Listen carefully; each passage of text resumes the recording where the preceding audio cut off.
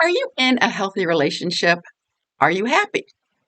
I'm Lindy, and we're here again to talk about relationships. And sometimes we stray, but as a chaplain and as a writer about relationships and doing these videos on relationships, we are here today to talk about your serious relationships, your romantic relationships, your significant other.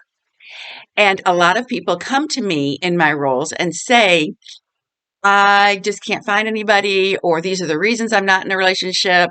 And I want to address those because most of them are excuses and not reasons. Okay, so what if somebody says, oh, it's just too expensive? You're doing it wrong. Dating does not need to be expensive, and being in a relationship in the long term is probably less expensive than trying to go out on date after date after date.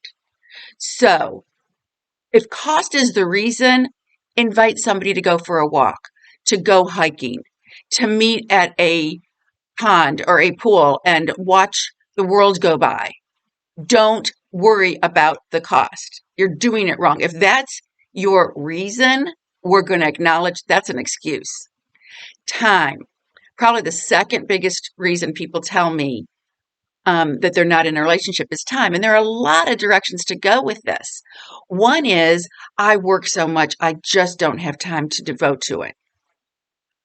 That's an excuse because your priorities are work before social. That's perfectly fine, but don't pretend that you don't have time for a relationship. Acknowledge that you are not willing to take time to invest in your relationship. Your choice, but the idea that you don't have the time is an excuse. So then we have well, I was in a long relationship and I just got out of it and I can't start dating again. Why not? Why not? A good way to get past a bad relationship is to be in a good relationship. And the idea that, oh, it just happened. Now, I believe you do need to spend some time making sure that you're healthy and happy with yourself. But once you get there, if you can achieve that in 2 weeks, more power to you. And if the relationship was dying for a while, you'll probably get there faster. That's why some people are truly ready to start dating the day after the official breakup because the unofficial was coming for a while. Or the idea, I have been single for 5 years, 8 years, 10 years, 20. It doesn't matter.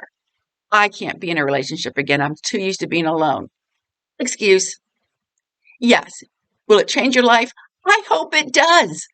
And it will change it in wonderful, wonderful ways. You will have a partner in life. You will have somebody to discuss things with. So this excuse of, it's just been too long, I'm used to being on my own. Nah, life is too short. Go find a partner. So this is the number one reason why people are not dating. And this one's legitimate, and I really wish I could help with it. They just can't meet anybody.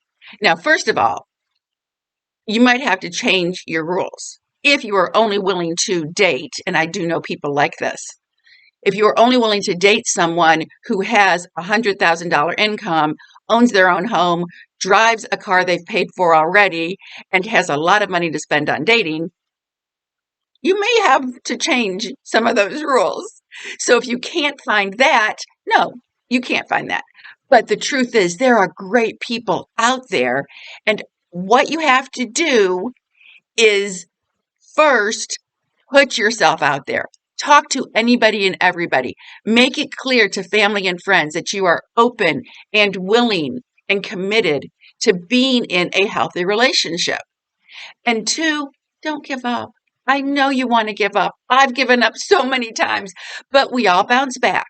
So allow the moment to pass and then look at your reasons for not dating, for not being in a relationship, for not committing to somebody who's fabulous, and acknowledge whether they are legitimate or they're just excuses. Go out and live your life. I'm still Lindy, and I'm still here.